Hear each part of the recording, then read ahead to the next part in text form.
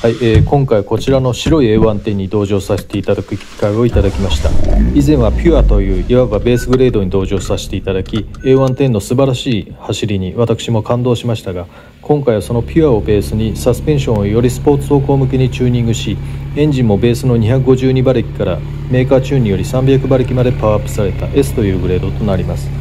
ピュアとの違いについて、また改めて同じ、ライトウェイトミッドシップスポーツカーのアルファロメオ4シートの違いについて A110S オーナーさんと 4C オーナーの私が本音で比べてみました。なお今回も尺の関係で走行編とメカニズム編とで分けてお届けします。第1弾は走行編です。それではどうぞ。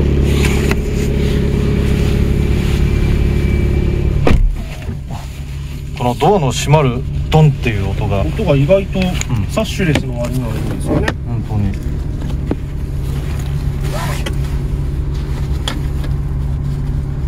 やっと鳴らしが終わったんで。で、行きます。はい、お願いします。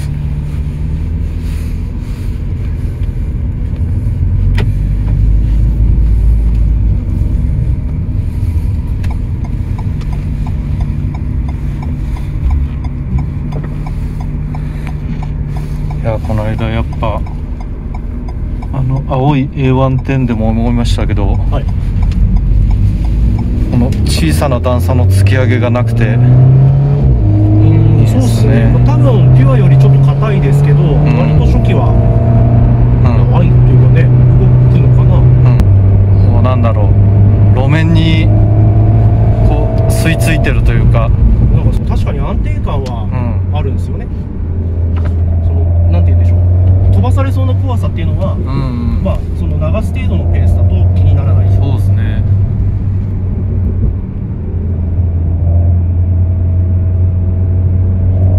これ今モードはスポーツモード。スポーツモード。このシフトダウンした時のパーンっていう、そうですね、結構そのレスポンスがいいですね。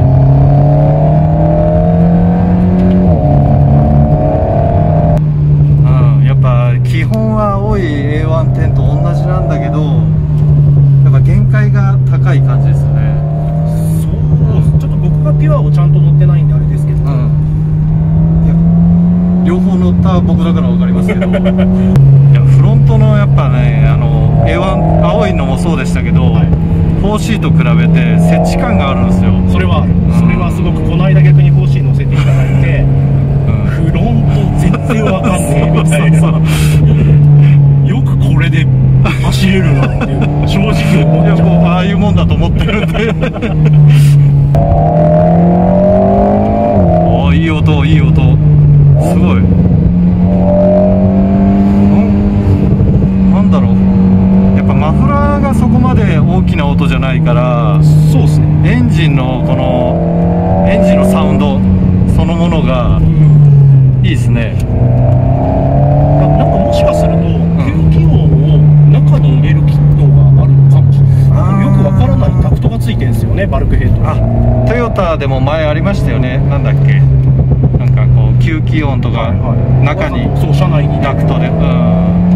っと僕ちゃんと見てないんですけど、ぽいなっていうダクトがあって、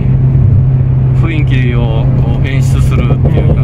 でも最新の GR86 はスピーカーから出たアクティブなんちょれですよね。そうそう、それどうなんだろうと思ったけど、いや乗ると興奮しますあれメルセデスとかも今ありますからね。あれありっす、あり外から聞いてるとシューなんだけど、中だとすげえよ。中だと結構やる気満々です。今このだからアフターファイヤーのバブリングっていうんですか、音も合成で出してる車ありますもんね。あ、これね、この突き上げのないコトンっていう収束は早い。でもやっぱノーマルよりピュアよりちょっと硬さは感じますね。あそこは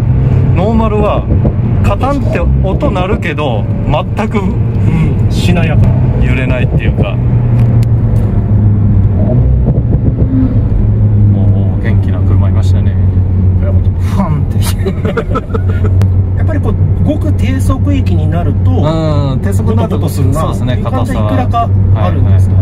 ただやっぱりそのごく初期の動きが悪くないからなのか、あんまり不快ではない。そうですね、4C 不快ですよね。あれはもうだってもうスポーツカーです、4C っていうか俺の足がねあれはもうレーシングカーですからね。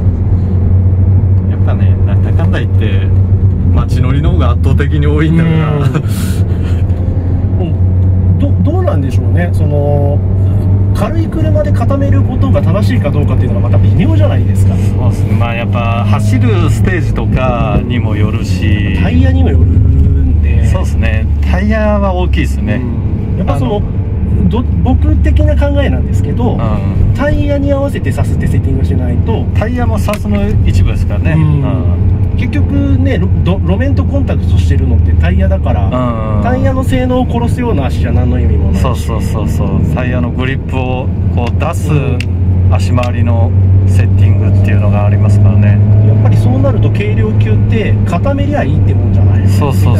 にコーナーで踏ん張らないんだったら、それはサスではなくてスタビじゃねっていうところもあるし、難しいとこですよね。まずは僕もまあやっと鳴らしも終わったんで、このままドノーマルのまんまサーキット行ってみてどうですね。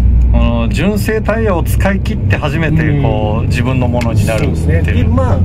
次タイヤ、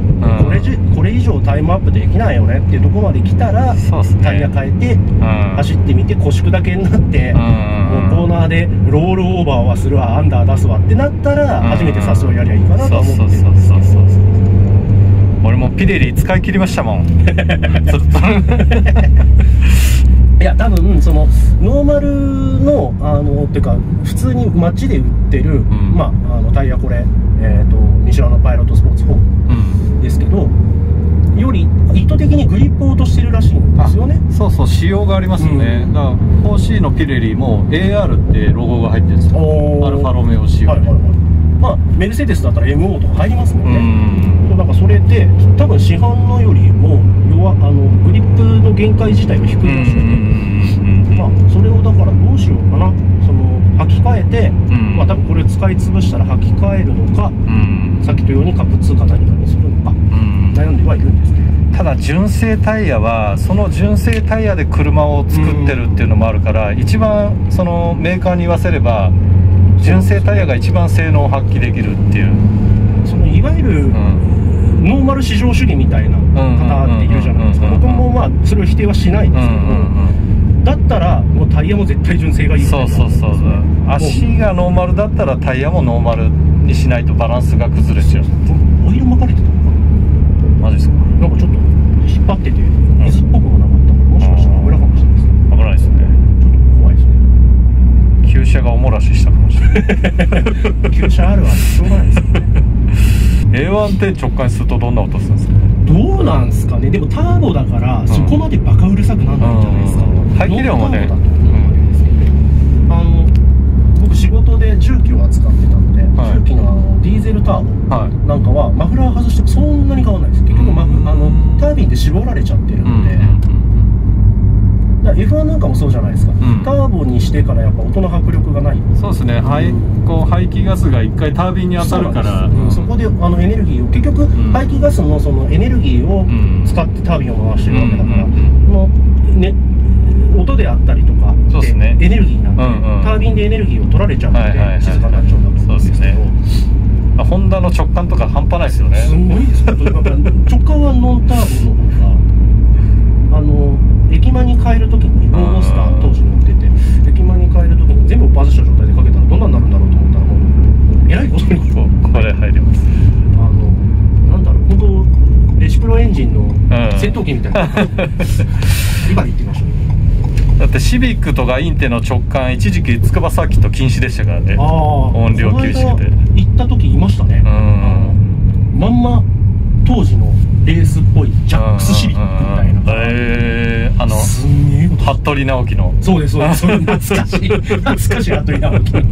はっちゃんね。はっちゃん喋ると面白いですね。すんごい音しました。なんか感情族か左 OK レースなのかみたいな。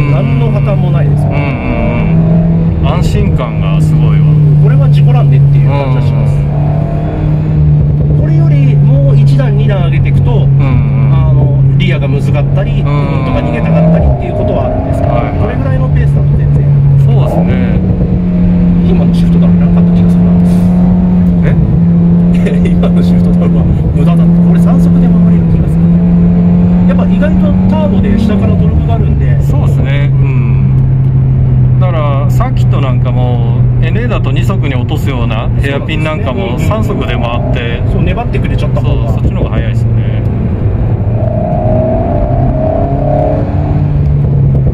本当これぐらいのペースだと何も起きない。意外と外乱にも強いんで。確かになんかオイルみたいのがありましたね。ですよね。ガチ勢がやらかしたのか。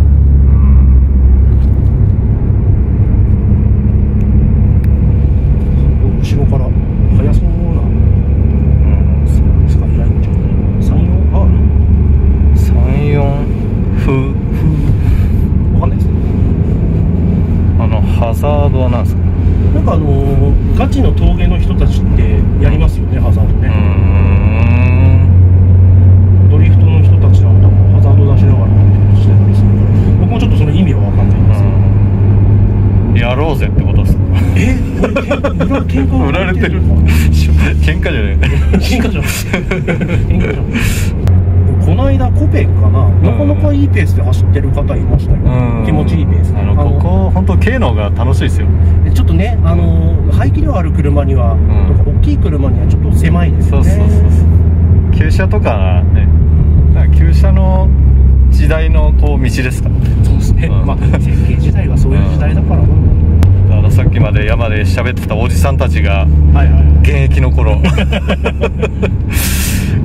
この辺のガードレールのこういう歪みもおじさんたちがいつこんなんだろうなっていういやでもね、そういう方の世代があったからね、僕らなんかも走る土壌があったじゃないですかそうだね今の段差もそうですね、フォーシートとガタンっていきますそのやっぱりいじってる車みたいなガタコンっていうのはないですよね。さすがノーマル、やっぱで多分その方向性の違いだと思うんですけど、4シートももろにリアルスポーツの車なんですけど、この車って多分その普通に使えるピュアスポーツのギリギリのところを攻めてる。だってスーツ、背広、もう似合いそうな車ですよね。確かに欲しい似合わないですか確かにあれはレーシングスーツしか似合わないそれはすごくわかるんですよ。僕車3台あって、N 版、メルセデスの A2、ちょっと中途半端なとこれなんですけど、やっぱその自分の中で服を着替えるというか TPO ですよね、みたいな感覚で一番出て、メルセデスはスーツも着れるよね、でも N 版は作業服だよねこの車はスポーツウェアだよねみたいな感覚ですね。こういう割と奥が回り込んでるコーナーでも、全然破綻しないというか、フロントが危うくないので、っていうかやっぱこのシートですよ、いいのね。シートこれ純正いいですよね。最高、このホールド感で全然どこも捕まんなくても、そうですね、確かに 4C の助手席捕まんない 4C 捕まりたいけど捕まるところがないですよね。確かにドアノブないし、足で踏ん張ろうとしてヒーターユニットがなんかいるからそういやほんとこのシートいいっすわ。